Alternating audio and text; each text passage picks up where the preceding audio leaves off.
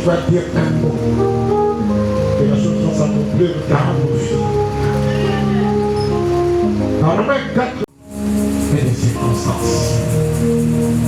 Père, dans Deutéronome 2:3, nous avons beaucoup contourné cette montagne Caldès dans la pauvreté perpétuelle. Mais Dieu a dit cette année 2026, regardez maintenant vers le nord. C'est moi Jésus-Christ. On m'appelle Jehovah Jireh. Comme il est écrit dans Philippiens 4:19, mon Dieu pourvoira mes besoins. 2026, Dieu va pourvoir tous nos besoins. Et c'est le nom suprême de Jésus-Christ, c'est le Nazareth. La Bible déclare dans Zacharie 2:5, je serai tout autour des émeraudes de filles, que la muraille de Dieu nous entourer cette salle, cette avenue, au nom de Jésus-Christ Nazareth. Nous plaçons dessus de ces toits, selon l'ordre de Lévitique 6, le feu qui ne s'éteint pas. Ce qui va descendre dans cette salle, le feu qui ne s'éteint pas du début jusqu'à la fin de la journée.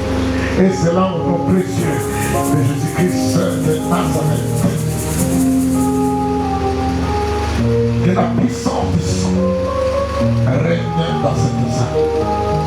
Tu as dit dans Zacharie 9:12, à cause de cette alliance scellée par le sang, tu me retires de toute captivité, que ce soit la captivité financière, au nom suprême de Jésus-Christ de Nazareth.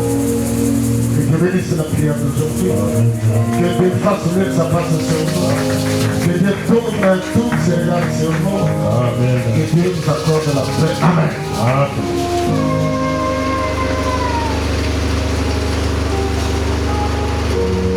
Le voisin, qu'on dérange la terre.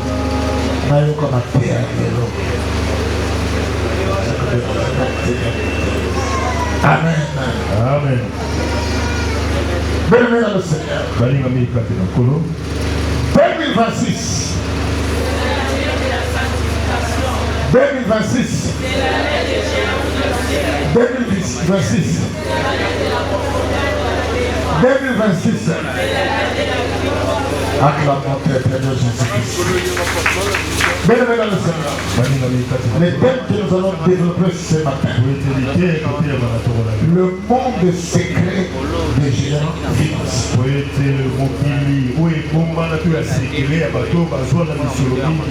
Le monde secret des géants financiers. Nous allons partir de 3 versets bibliques. 3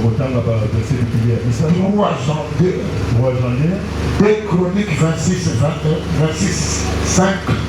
Et puis Agé 2, verset 8. Je reprends 3 Jean, verset 2. 2 Chroniques 26, 5. Et puis Agé 2, verset 8.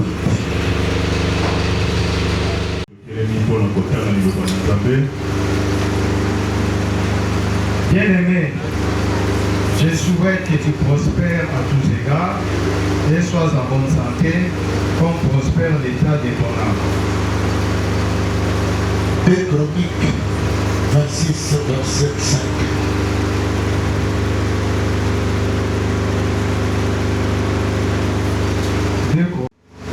Il s'applique à la recherche. Dieu pendant la vie de Zacharie, de Dieu, et dans le temps où il chercha l'Éternel, Dieu les fit prospères. Agé 2, verset 8. Agé 2, le verset 8. J'ai lu au nom de Jésus-Christ.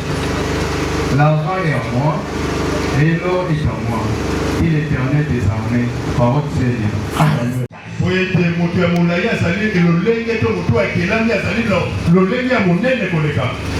Un géant, c'est une créature de grande taille.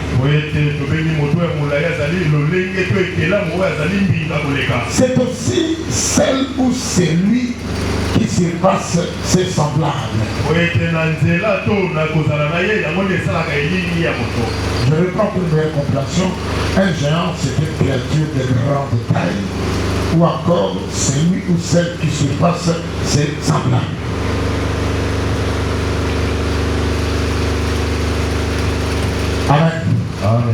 assiette. Je peux encore reprendre. Pour la définition, un géant, c'est une créature de grande taille.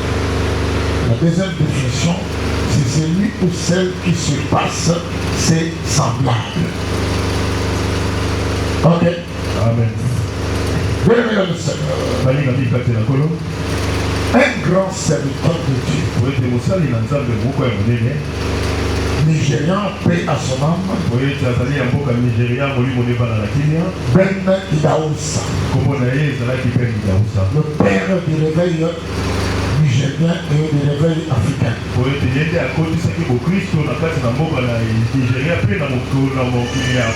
Il a dit ceci. Un homme sans objectif est comme une grenade qui va s'exploser quelque part. Ben Idaoussa a dit ceci. Un homme sans objectif est comme une grenade qui va s'exploser. Amen. Amen. Bien, mesdames et sœurs, nos cimetières sont remplis de gens qui sont venus accompagner les autres dans ce monde. Il y a des gens qui sont morts, qui ont dit au revoir aux richesses. Ils sont morts, ils n'ont pas bénéficié des richesses de ce monde. Parce que le Deutéronome 18, Dieu dit, c'est moi Dieu qui donne les richesses. Amen. Amen.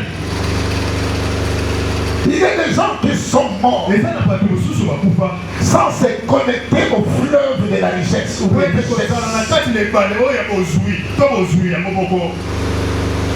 Le fleuve Congo commence par le Lualaba, le Katanga,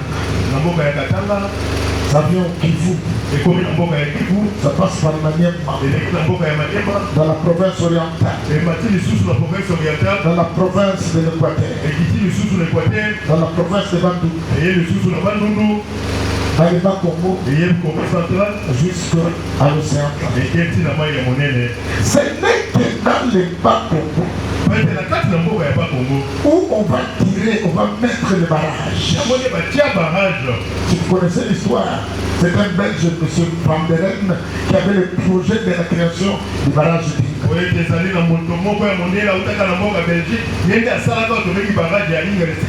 il avait déjà projeté qu'on peut tirer l'eau, le mettre à côté produit de l'électricité. Amen. Amen. Ce n'est pas n'importe quel fleuve où tu vas tirer les richesses. Il faut se connecter au fleuve des richesses. Parce qu'il y a une catégorie de gens dans ce monde. Même en Europe, même aux États-Unis, il y a des gens qui sont sans abri.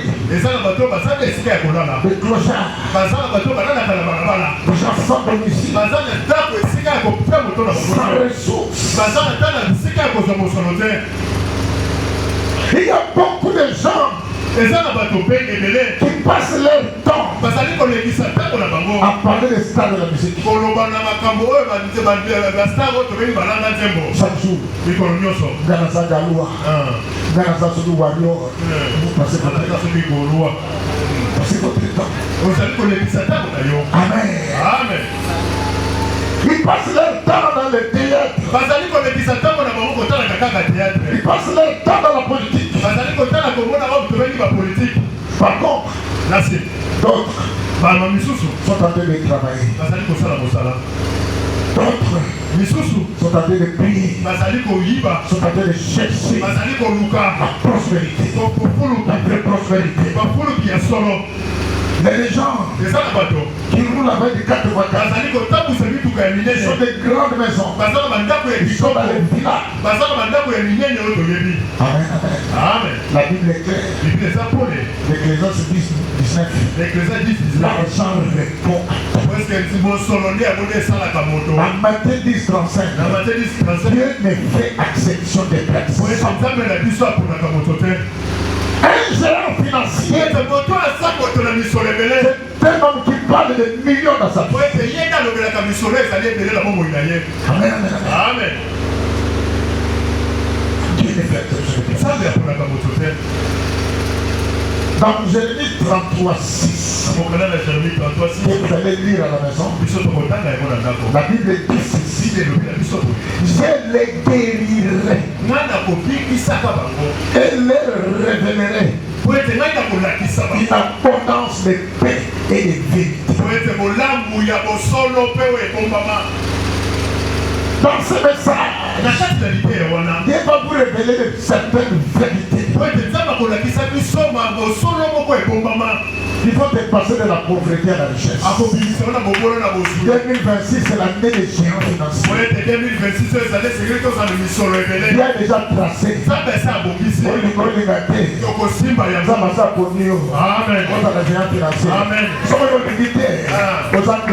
Amen. Amen. Il y a des concepts positifs comme il y a des concepts négatifs. Les richesses. Quand on parle de la fortune, on voit les gens fortunés. Quand on parle de l'abondance, c'est-à-dire une vie abondante. Mais quand on parle de prospère, cette femme ou cet homme est prospère, on parle de la prospérité. Dans ce message, nous allons plus parler de la prospérité. Première partie, les principes et les lois de la prospérité.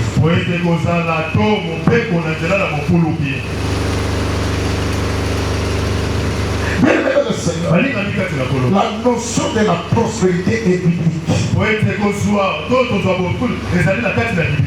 Les deux versets que papa Jérémie vient de lire, 3 janvier, bien aimé, je souhaite qu'il prospère à tous égards, comme prospère l'état de ton âme. Il faut être un bien-aimé. Un bien-aimé, c'est quelqu'un qui est calme dans sa vie. Un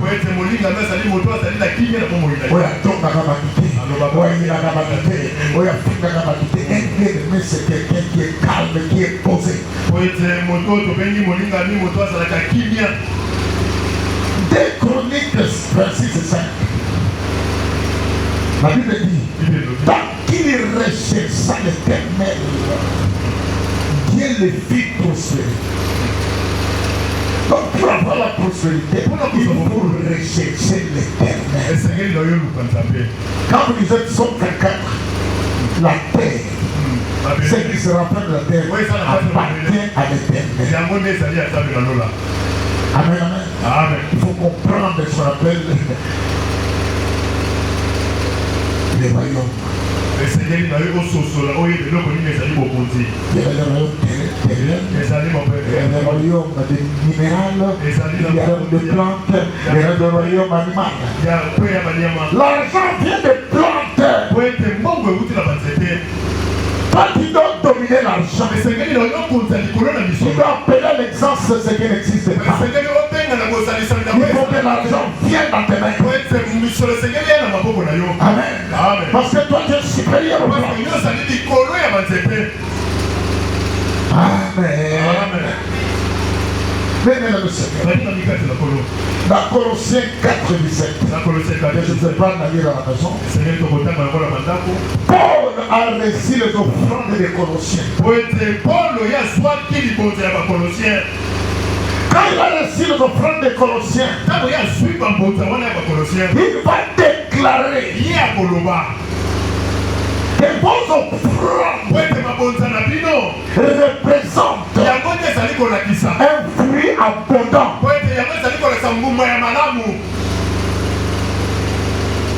En d'autres termes, Paul voulait dire ça. Ce que vous avez donné comme offrande, c'est un placement spirituel dans les banques célestiales.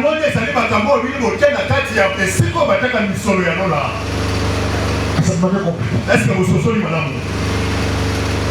Colossiens 4, 17. Joua bon ça on approche. Solo ni kaza côté ça la côté pesa yi. Toto me kanza me na bisobana. Tuna yo za côté ça na ko. So za côté pesa yi.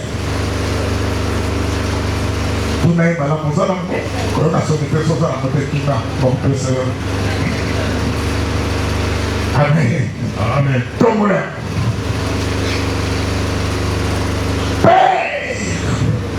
Comme Paul a déclaré,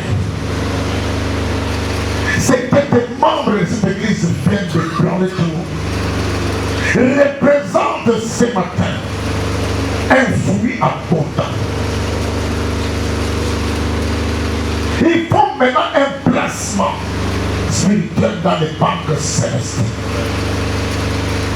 Ce placement va les amener à devenir des géants financiers. Et c'est là dans le corps de Jésus-Christ, c'est dans sa tête. Déclarez notre sanctifié pour devenir géants financiers. Amen. Amen. C'est la vérité. Aujourd'hui, déclarer qui va mourir la famille de Bouya. L'Obaka.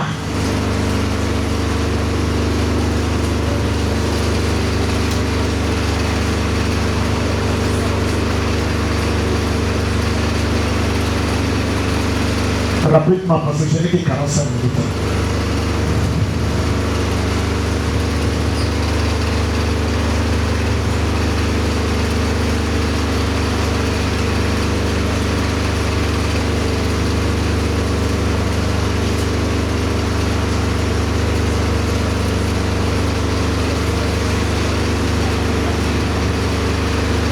La vie et la mort sont des droits de la parole.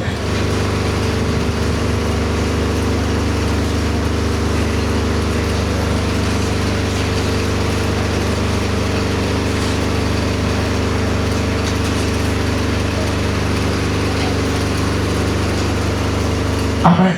Amen. Papa Jérémie qui peut préparer Luc 16, 18 et puis Deutéronome 28, 48.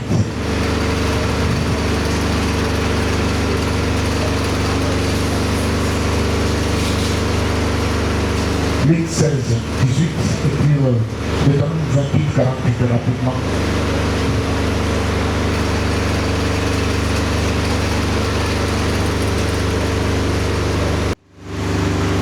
Tu serviras au milieu de la faim, de la soif, de la nudité et de la disette de toutes ces choses. Tes ennemis que l'Éternel enverra contre toi. Il en mettra un joug de fer sur ton cou jusqu'à ce qu'il t'ait détruit. Parole du Seigneur. Amen. C'est lui qui empêche les chrétiens de devenir riches. Mais dans Deutéronome 28, 48, la pauvreté est une malédiction.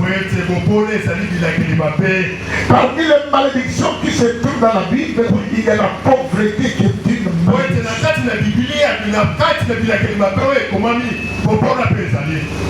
Yo Timobola na bengana na nzela na na bengana na ndaku na na bengana na famille na bengana Timobola ezapa Bolbola na kati na momo inanga na bengana na bengana na misala na na projet na na bengana na ndako na ngai tika nzela na ngai longo na nzela na ngai tika momo inanga Bobola na bengana yo za ile sika te na kombo na Yesu Masiya au nom de Jésus. Amen. Amen. Bien-aimé dans le Seigneur. En 1963, il y a un monsieur qu'on appelle Phyllis Dack. Il a estimé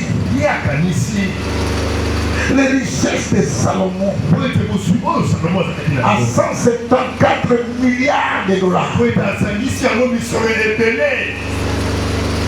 Que personne n'a atteint ce chiffre. Que ce soit Bill Gates, que ce soit ceux qui gèrent tout ce comme entreprise là, électronique, n'ont jamais atteint. Amen. Amen. Ce n'est que Salomon. Parce que ça venait de Dieu. Alors il y a 21 lois de la prospérité divine. 21 lois. Parce que Dieu a dit dans Deutéronome 28:13, vous serez la tête et non la queue. Pour devenir un géant, il faut respecter ces 21 lois. Première loi, Dieu est votre source. Parce que dans Psaume 24:1, il est le créateur du ciel, de la terre, des mers, et tout ce que la terre renferme, y compris le bien, y compris l'argent. C'est lui le créateur. Si Dieu est votre créateur, vous aurez la force d'acquérir l'argent. Dieu doit être votre source. Ce n'est pas votre oncle, ce n'est pas ton frère, c'est Dieu. 2. C'est le royaume de Dieu.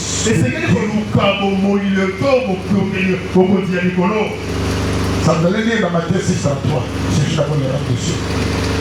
Désormais, les crieurs qui sont ici, parce que je suis superviseur, il faut donner l'instruction aux crieurs. Que n'importe, même avant, après l'analyse, avant de commencer la délivrance, il y a eu ça pour Yesu. Attention, il y a pas Yesu, Mambula, Mambula. Il y a Yesu, il y a délivrance. Amen. Parce que la délivrance, c'est ça ma camou, nous source. Amen.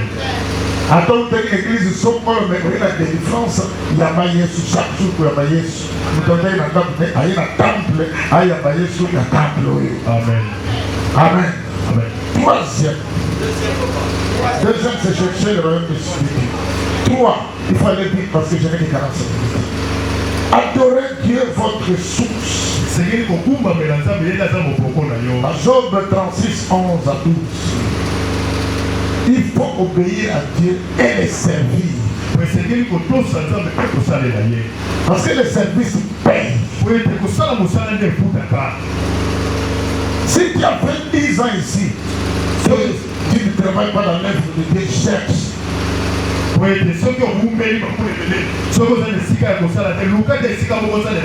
Parce que Dieu paye les gens qui le servent.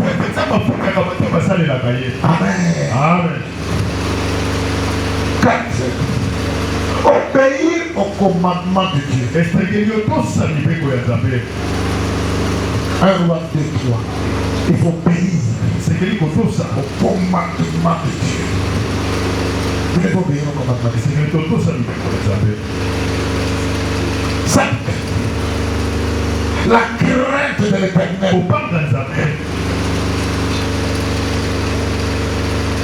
Psaume 112:3. Il faut craindre l'Éternel. Nous sommes dans l'année de la sanctification. Fini dans cette église. Oya lobaki boye, oya lobaki soko lobaki na bengi mutu lobaki na yo mokutani. Bolobana, biso tosala nini toyoka. Na bengi bampaka etonga bayoka yo lobaki boye, yo lobaki awa. Awa matongi eza sute. Oya lobaki, oya salaki a lisusu te. Nous sommes dans l'année de la sanctification. Amen. Oya kotia biso désordre te. Oya koratise biso te ba géant financier. Amen. Masumu na yo ba biso na lola te. Amen. Soko sakali pe to radio d'église. Amen. 6. Il faut confesser tes péchés. Et c'est qu'il y a un beaucoup de ça à Bolivie ici. Tu confesses tes péchés et tu te répands. Parce que dans 2 Pierre 3:9, le Seigneur ne tarde pas dans l'accomplissement des promesses de Dieu. Il use de patience, voulant que chacun de nous puisse voir se répartir. Amen. Cette année, Proverbe 6, 16 à 18, les 7 choses que moi déjà ai. Amen. Ce n'est pas le Saint-Esprit, ce n'est pas le pasteur, ce n'est pas le superviseur, ce n'est pas Jésus, ce n'est pas... mais c'est Dieu qui est. Makamsa, yo mokota na Bible, makolone ke bagawapi, monokone sala na nini, misne sala na nini, mutema neza abanyoka, mapisa ngete bangado, bani. Amen, amen. Amen.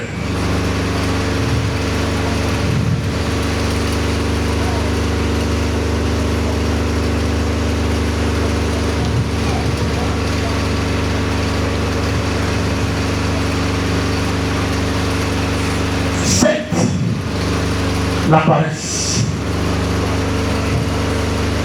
Quelqu'un qui est paresseux ne peut pas être un géant financier. Vous avez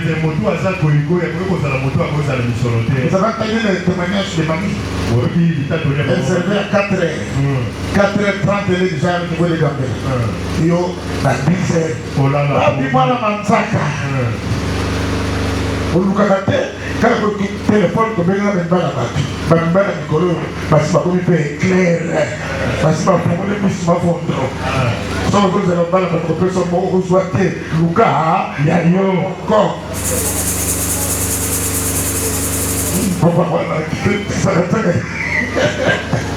Amen. Amen. Les paresseux ne peuvent pas prospérer. Proverbe 6, 10 à 11. Un paresseux ne peut pas être un géant financier. Amen. Je vous ai toujours dit, il n'y a plus de chikwang de bateau ou quoi ma téguezaki. Et que le quoi ma sina n'est que ça. Ce sont les garçons qui font des chikwang. À 5h30, à 5h ils sont déjà gardés. Ils commencent à prendre 6h. Avec du tout, on a 12 ans, puis on a 12 ans, puis on a Nana yedi ke ya de côté la voix. Bon, les gens ont coulé les bon, yo uta ki tata na yo nani mama na yo nani. Amen. Amen, amen. Amen. Oui. Il peut être bien formé. Quand tu as la connaissance, ta maison sera remplie de richesses. Même pas la prière, même la prière, il faut avoir la connaissance de la prière. Quelles sont les prières adaptées à la richesse?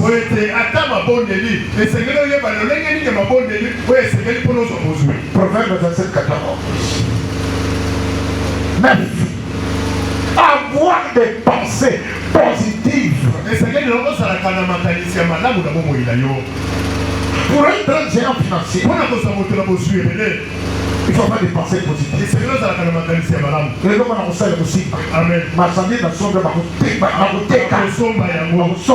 Amen. Mais quand tu es parlé des pensées négatives, est-ce que mon bon est-ce que vous Simba? Amen. Amen. Vous allez voir le corps. Si vous avez un poteau, vous sur la salle. Ah! Vous allez dire que vous avez un poteau à la salle. C'est ça. Si vous avez un poteau, vous allez voir ça. Amen, amen. Des pensées positives. Il faut raisonner positivement. Mener une vie de prière. Si tu comprends le cycle de prière, 6h, 9h, 12h, 15h, 18h, 21h, 0h. Personne ne peut t'attaquer. Même maman ne peut t'attaquer. Matthieu 21, verset 22. 11. Être saint. Parce que notre Dieu est 3 fois saint.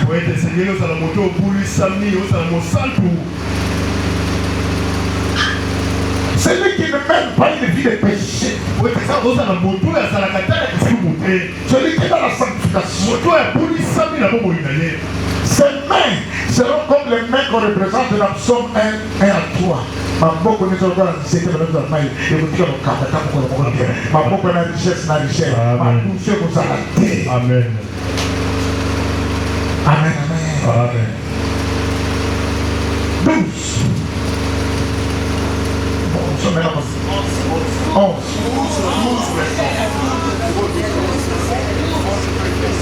C'était mener une filière, n'est-ce pas? 11 c'était être saint. 12 c'est parler positivement, n'est-ce pas? 13. Confesser la parole de Dieu. Et c'est ce qu'on nous parle comme Bien aimé. Moi j'aime des serviteurs de Dieu. Il faut la modération qui prêche par la parole de Dieu. Parce qu'on commence à mettre la parole. La parole se fait chair. La parole c'est Dieu.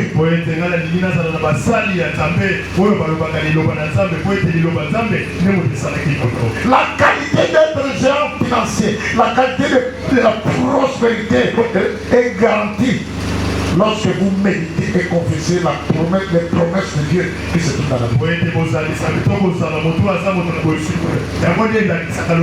Parce que dans Josué 1:8, que ce livre ne s'écarte pas de votre bouche, méditez-la jour et nuit, alors vous allez progresser dans toutes vos entreprises.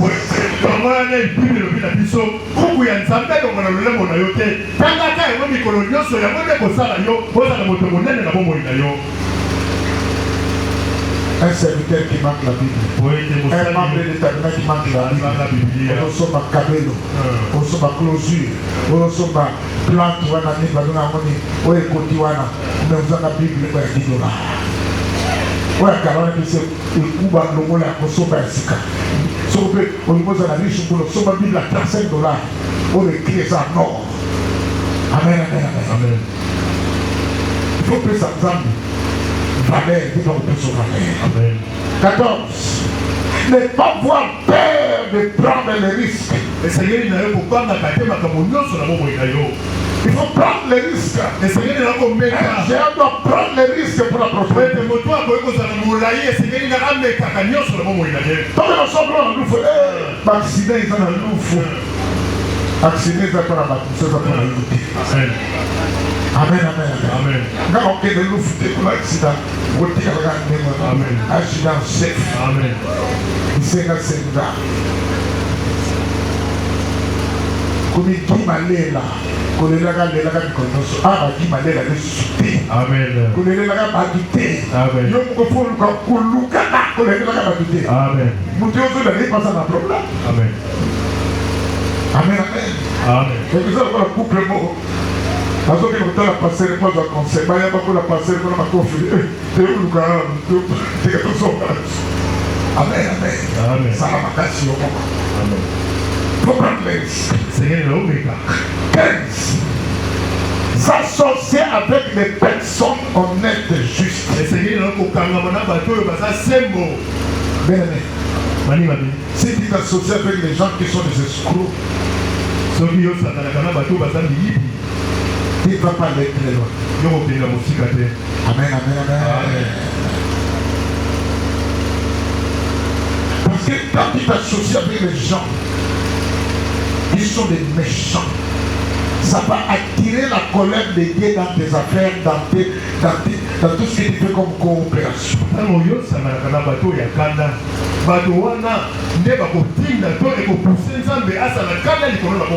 tu t'associes avec les gens justes, ça attire la faveur de Dieu.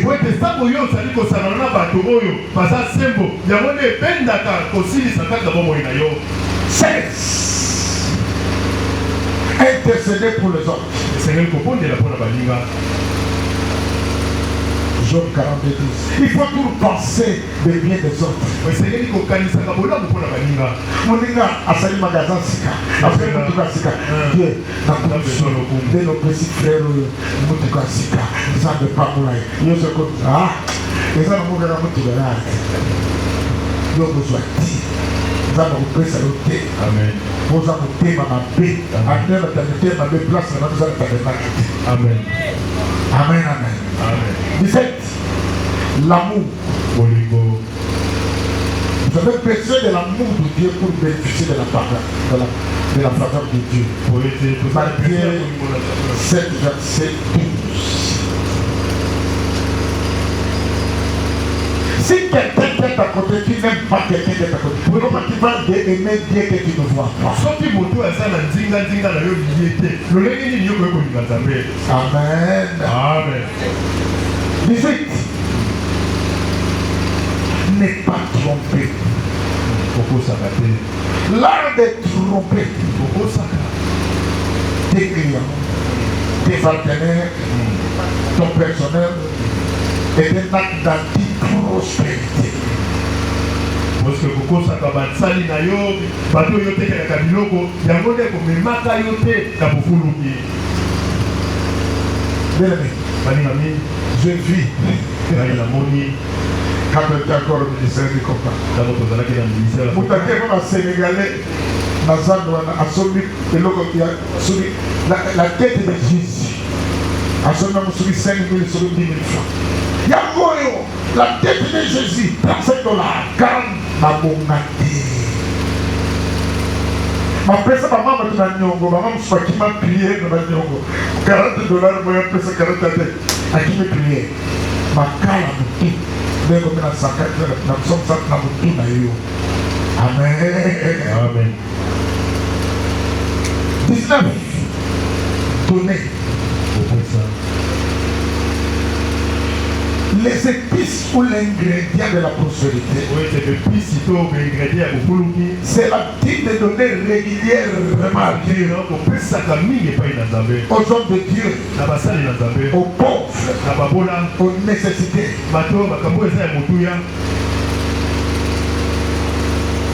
Luc 8, 38, même Somme 40. 20. Avoir la foi. Si tu dis dans Marc 11, 23, 25, si tu dis à cette montagne, va. Si tu ne doutes pas, ça va partir. Amen. Papa Nangoza Nalola. Papa Nangoza Nalola. Bula oyo. Yo qui m'obola. Akanyola maboko. Akanyola maboko. Akanyola fleuve Congo. Akanyola fleuve Congo. Allez, Waka mona fleuve Congo. Ekende libela. Kozonga lisusu tena nzela na ngai. Kozonga lisusu tena bomo ina ngai. Kozonga lisusu tena ndako na ngai. Kende libela na boîte na fleuve Congo. La Congo na yetu wasia. Amen. Amen. Amen. Amen. Amen. Être patient. Vous allez la moto ya kimia. Tu es là. Ne soyez pas un homme agité. Vous allez la moto à Ningalakata Modoso. Dieu n'aime pas les agités. Somme 40, verset 5. Soyez un homme patient. Attends. Ça va arriver. C'est la géant ou géant. Pour terminer, 22. C'était 21, mais je dis 22. 21, c'est être patient. 20, c'était avoir la foi. C'est ça, non? 20, c'est avoir la foi. 21, c'est être patient. 22, être social.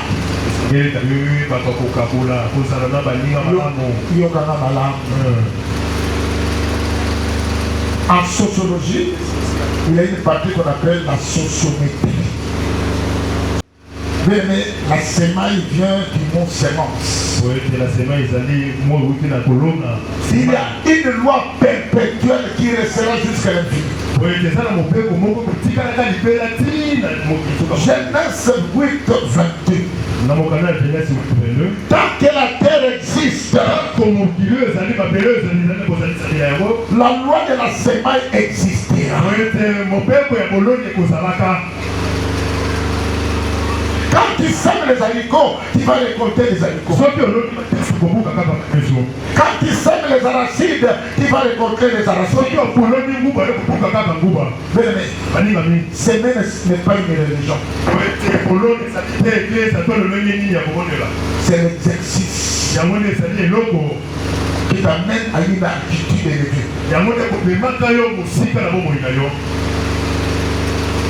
1 Samuel 24, 24, vous allez lire à la maison, et puis Proverbe 3, verset 9.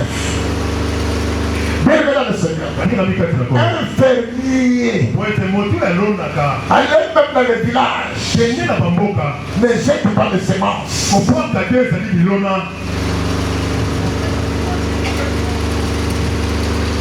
Et puis, il y a des plantes qu'on ne peut pas planter dans n'importe quel environnement. Par exemple, le pont. Il faut des pays méditerranéens.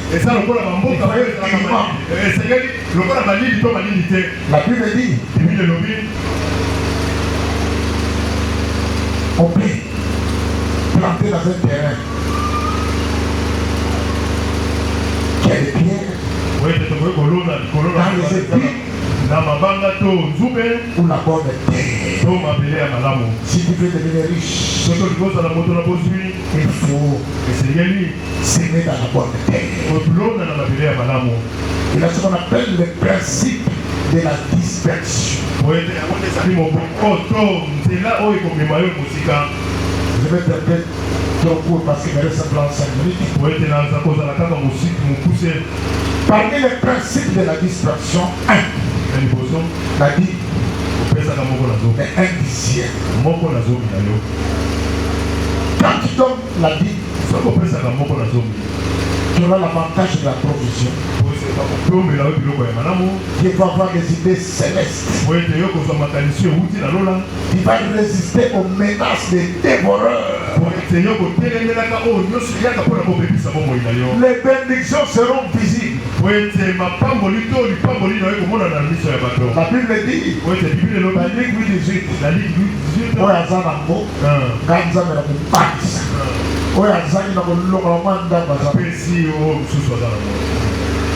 Amen. Amen. Ça paraît injuste, mais c'est comme ça. Les offrandes volontaires. Il faut donner des bons cœurs.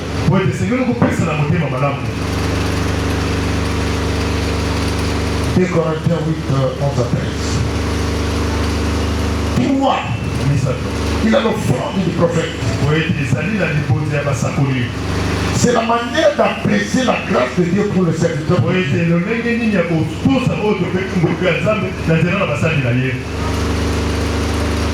Tu peux voir les visionnaires, c'est là. Tu as eu des bénédictions du nom. Je viens donner cette offrande aux visionnaires. C'est ce qu'on appelle l'offrande du prophète.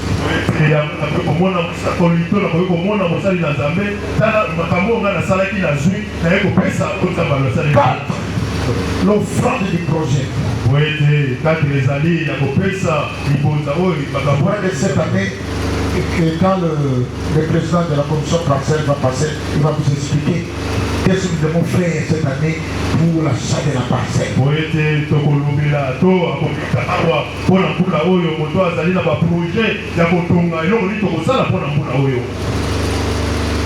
Ce n'est pas avec 1000 francs que nous allons construire l'église, nous allons acheter une parcelle, non. 5. Assistance sociale. Donner aux nécessités. Si vous lisez Psaume 41 à 5, vous allez comprendre qu'il est nécessaire de donner aux pauvres nécessités. Parce que Dieu vous préserve même dans votre lit d'hôpital. 6. Action de grâce. C'est une expression de reconnaissance de Dieu sur les bénédictions. Si on nous a béni, il faut bénir. Amen. Amen, amen, amen. Amen. On me dit, maman, on doit témoigner. Ma fille est en train de botte. À l'ambi. Attends la question. Pour que l'on ait un appel au salami, à Kobala. Photo du colonel, j'ai dit la Mayati. Et photo. La roue, tout. Les paniers, circulent encore. Tant qu'on a eu payé, il s'allie. Mais Rantaka toujours les actions de grâce. Amen. 7. Offrande du sacrifice. Nous faisons ça le jour de l'entretien des armes, mais c'est l'offrande du sacrifice. Amen. Amen. Amen. Pour terminer, quels sont les tueurs des affaires?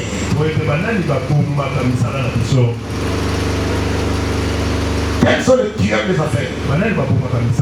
1. Mauvais partenaire. Si tu as des amis avec qui tu fais des affaires,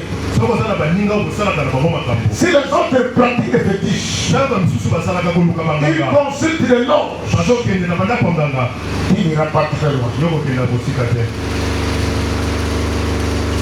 Si tu n'as pas de partenaire chrétien, ça va faire nayo, mon corps. Amen, amen, amen, amen. Jacques 4, vous comprenez dans Dieu m'a fait, m'a révélé. Amen. 2. Les forces anti-progrès. Les forces anti-progrès. Par exemple, l'infidélité dans le paiement des dîmes.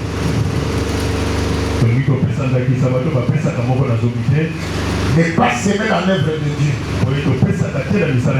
Vous allez là. Sur ma gueule.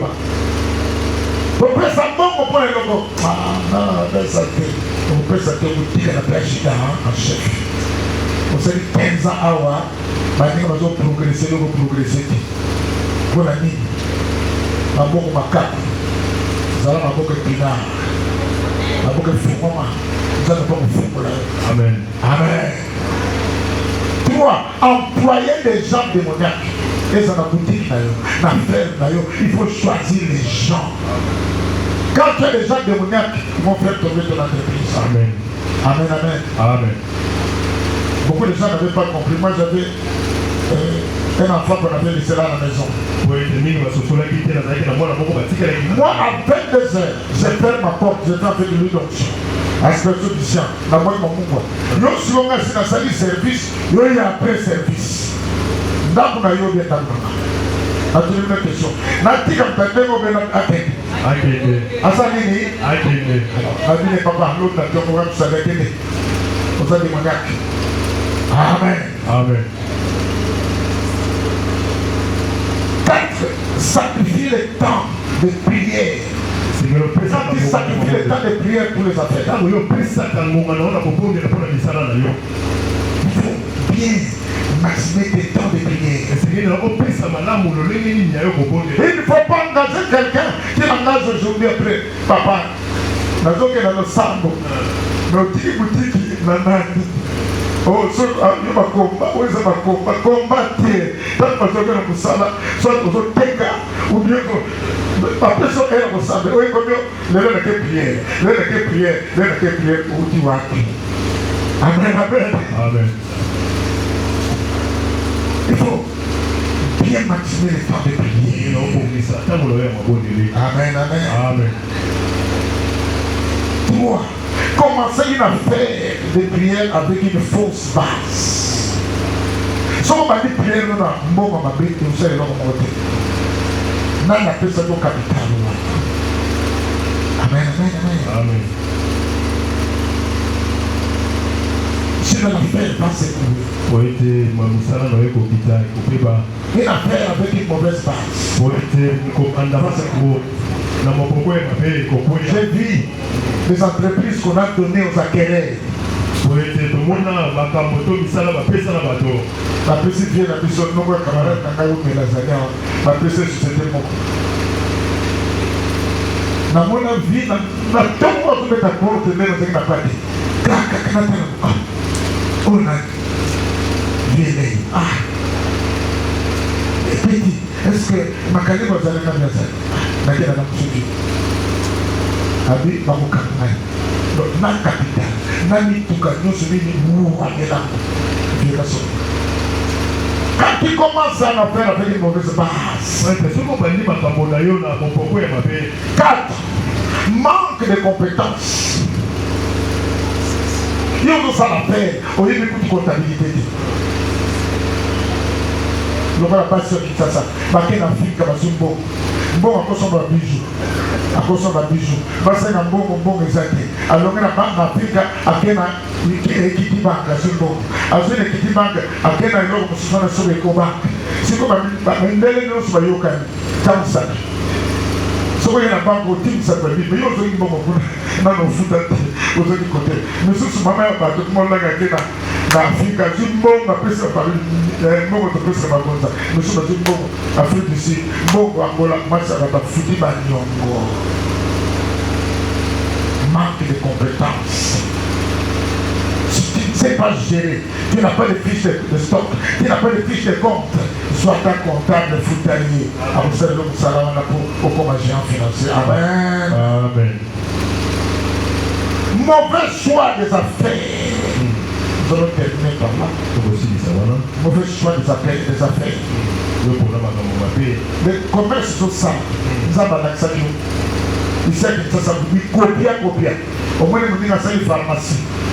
Nous avons même pharmacien. Pourquoi ça la pharmacie? Donc, nous sommes en acquis, nous sommes en grossi, nous sommes en acquis, nous sommes en acquis.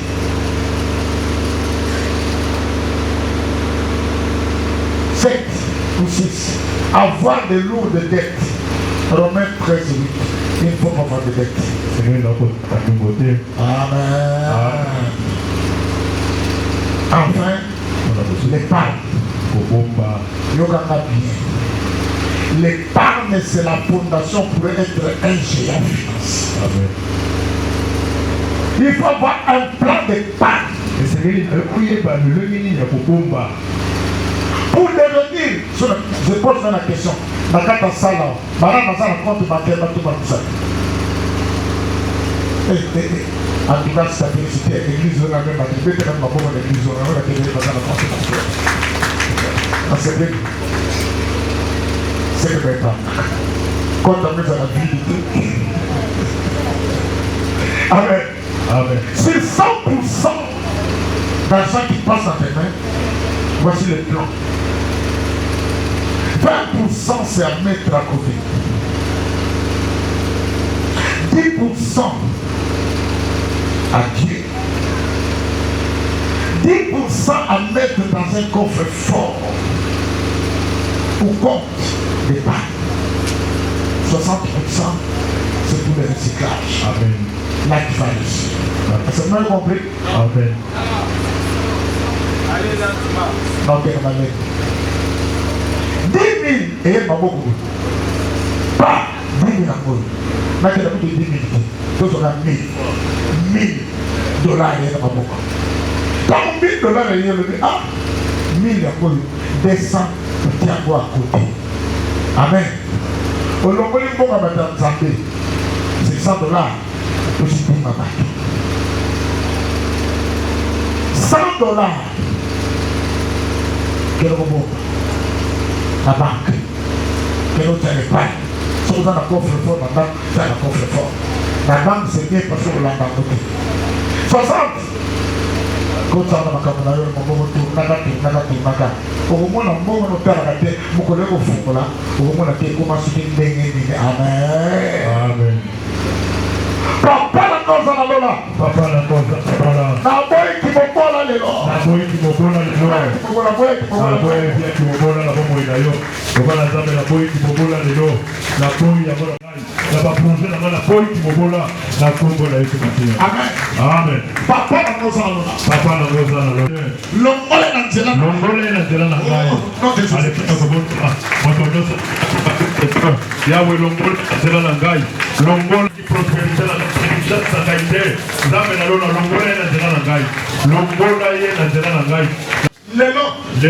un voleur satanique. On va dire comme ma géant financier. Comme ma géant financier. Amen. Amen.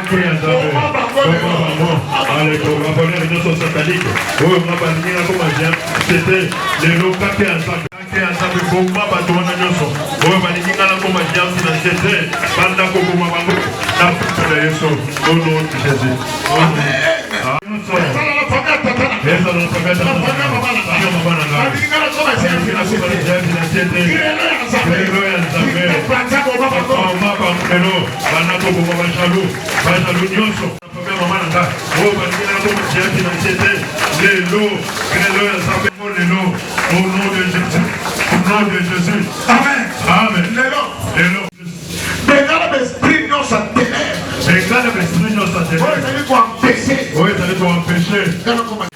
na bato nyonso oyo bazali koempeshe yo okoma géant financier te yebisa kotisa moyimo ya Yesu Kristo kotisa esprit ya Jésus Kristo na bomoi na yo au nom de Jésus. Amen. Amen. Sur la photo.